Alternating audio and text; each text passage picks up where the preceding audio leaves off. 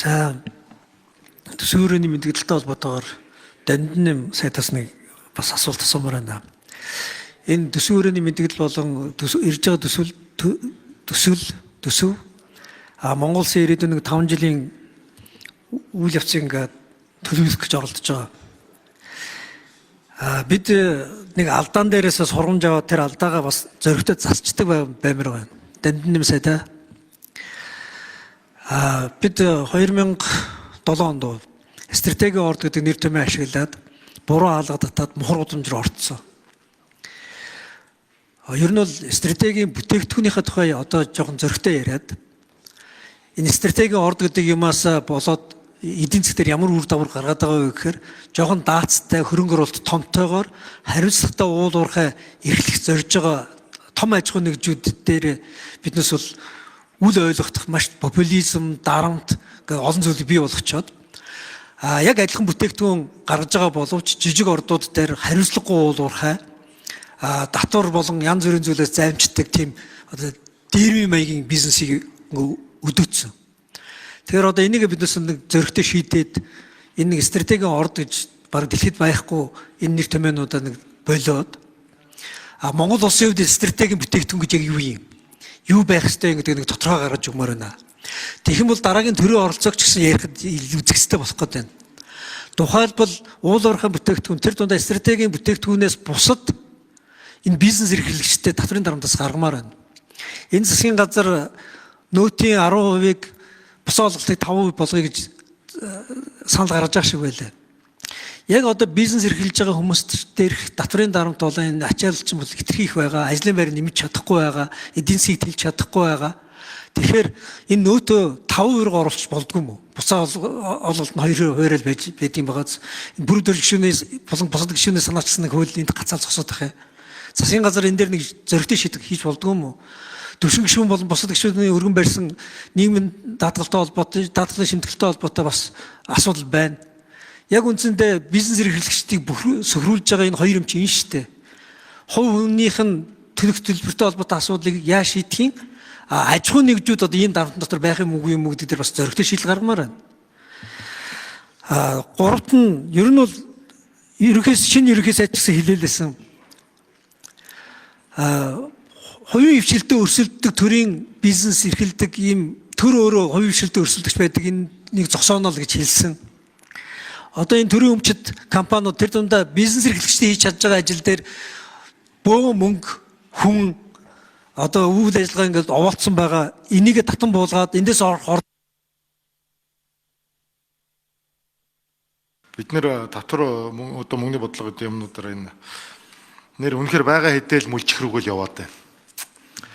800 тэрбумын зах зээлтэй нүүрсний одоо зах зээлд Монгол орн болсон том тоглогч болж чадж байгаа. Гэтэл 450 тэрбумын зах зээлтэй зэсийн зах зээл бид нар тоглож чадахгүй байгаа. Гол шалтгаан бол амнаатыг 21.6% хүргээ тавьчихсан байна. Уулын баяжуулах эрдэнэ төлөвлөлтөөр ганцаараа төлдөг. Дараачийн зэсийн төслүүд хийгдэх гэхээр энд ерөөс явахгүй. Хинч орж ирэхгүй. Энэ нөхцөл рүү орсон. Тэгэхээр энэ амнааттай холбоотой тэгэл одоо энэ бүхэл одоо өөр төрлийн их усрууд одоо газрын ховор элемент ч гэдэг юм уу ураантай холбоотой асуудлууд төр хууль эрх зүйн өөрчлөлтийг бэлтгэж байна. Ойрын үед одоо засгийн газар оруулаад улсын хурл руу оруулж ирнэ. Ашигт малтмалын хуулийн нэмэлт өөрчлөлтийн асуудлын дагуу энэ орж ирнэ. За хоёрдугаар асуулт бол энэ эрэл судалгааны ажлын зардал муу байгаа үнэхээр үнэ. Эрэл судалгааны ажил гэдэг бол дэлхийн бүх улс орон өөрийн хөрөнгөөрөө улсын төсвийн хөрөнгө оруулалтаараа геолог хайгуулын ажлын өмнөх суурь судалгааны ажлыг хийдэг. Энд үндэсний аюулгүй байдлын асуудлууд, барилга байгууламжуудын асуудлууд, за гамшигын асуудлууд, газар тариалантай холбоотой асуудлууд гэдэг энэ хөрсөө болон газрын хэвлэлийг тэр чигт нь ерөнхий судалгаа хийдэг юм одоо зардал гаргах хэрэгтэй байдаг. Харамсалтай нь энэ зардлууд бол жилээс жилд их муу байсан. Харин энэ жил бол сангийн яамныхантайгаа бол бид нэр ярилцж хагаад өнгөрсөн жилээс 2 дахин их одоо эрэл судалгааны ажлын зардлыг тавьж байгаа. Болж игэл уг нь бараг 10-100 дахин их тавьж ээж Монгол орныхоо газрын хэвлэлийн аль хэсэгт нь одоо ямар минерал байгаагаа тодорхойлж хаана энэ эрэл судалгааны ажил гэдэг нь зөвхөн ашигт малтмал дээр суурилж хийгддэг ажил биш.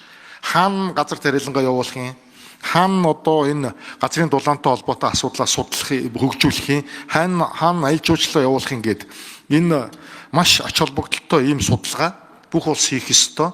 За энэ судалгаа бол ирэх жил бол нэлээд эрчимтэй одоо 2 дахин өсч явна. За энийг өшөө дахиад нэмүүлэх ёстой гэдэг зарчмын байр суурьтай байгаа. За Тэмүүжин гишүүнтэй одоо 100-аас дээш хувийн хувь байдаг бол санал нэг байна. Улс орнууд стратегийн бүтээгдэхүүн гэж зарладаг Европын холбоо, Америкийн нэгдсэн улс, Бүгд найрамдын Хятад ард улс гэх томоохон улс орнууд стратегийн бүтээгдэхүүнүүдэд зарлаж байгаа. Стратегийн бүтээгдэхүүн гэдэг зөвхөн газрын ховор элементийг тооцдоггүй.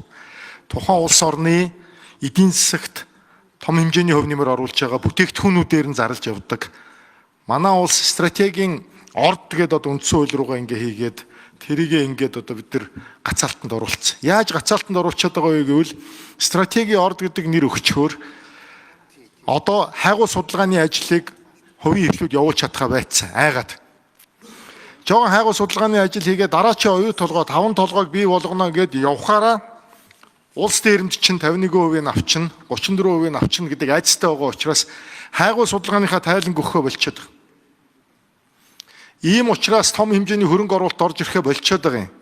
Яг одоогийн байгаа байдлаараа бид нар харж чадвал одоогийн байгаа байдлаараа үргэлжлүүл биднэрт дараачийн оюу толгой 5 толгой гарч ирэхгүй.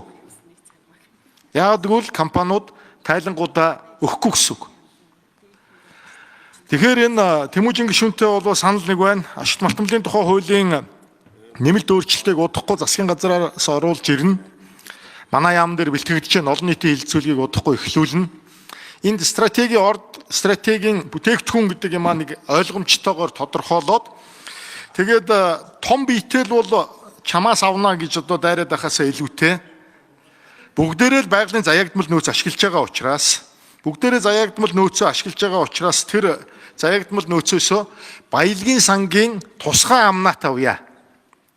Ингэх юм бол том жижиггүй бүгдээрээ баялагын сангийн хувь нэмэр оруулагч болж хувирна. Одоо бол хууль юу байгаа вэхээр чи том биетэй учраас чамаас татвар илүү аавна, чи жижиг биетэй учраас чамаас татвар авахгүй гэдэг ийм л бодлого явж байгаа. Тэгэхээр одоо бол бид нэр том жижиггүй нэгэн тэнд байгалийн заяагдмал нөөцөөсөө баялагын сангийн одоо амнат авдаг болъё. Ингэх юм бол амнатын хэмжээ буюу одоо баялагын сангийн хэмжээ хэд дахин том болно. Иннээсээ одоо ард иргэдээ шууд олгодгийн зохицуулт руугаа явъя гэдэг ийм л одоо концепцийг бид нар бариад явж байна. За Тэмүүжин гишүүний зарчмын суур асуудал төр бол мэдээж бүгдээрээ санал нийлж байна. Ер нь дотрын дарамтыг алуулах бууруулъя. Хамгийн оновчтой байдлаар явуулъя. За гэхдээ бид ямар хувилбараар ямар арга замаар явах вэ гэдэг энэ их зөв сонголтоо хийх хэрэгтэй. Нөгөө нүдийн ухаж жоод ингээс холчих вэ гэдэг. За тэгэхээр энэ нөт төр бол юм байгаа юм. 10-ыг 5 болгох уу эсвэл 2-ыг 5 болгох уу гэдэг дээр бид 2-ыг 5 болгоё. Гэхдээ прогрессив шинжтэй одоо сая төгрөг хүртэлх гэдэг ийм замаа сонгосон. За яагаад 10-ыг 5 болгоогүй вэ гэдэг дээр би нэг товчхон 3 үндсэл хэлье. За нэгдүгээрт нөт бол өөрөө ийм регрессив шинжтэй ийм татвар байдаг. Өөрөөр хэлбэл сайн зэрэг гişүнэ би Тэмүүжин гişүнэ асуултанд хариулдаг. Нөтийн орлого 8 их найд болж ирж байгаа. За 10-ыг 5 болгочхоор шууд 4 их найд болно гэсэн үг. За тийм тэгэхээр энэ 4 их найд ингээд иргэдийн гар дээр үлдэхэр ерөөсөө нийт иргэдийн нөт бичүүлж байгаа иргэдийн 25% дээр 3 их найд нь очно. Нэг их найд нь 75% дээр очно. Тэгэхээр нөө орлогын тэгш бус байдлыг улам гааруулна гэсэн үг. За нэгдүгээр тайлбар нь. За хоёрдугаарт нөт маань өөрөө 8 их найд. За 30 их найдын 8 их найд гэдэг бол энэ аль хэдийн одоо төсвийн орлогын дархлаа болсон. Хамгийн доктортой орлого байдаг. За бид ковид үед хүнд үед нөтийн орлого нэмэгдэжсэн, төлгөө нь биелэгдэжсэн.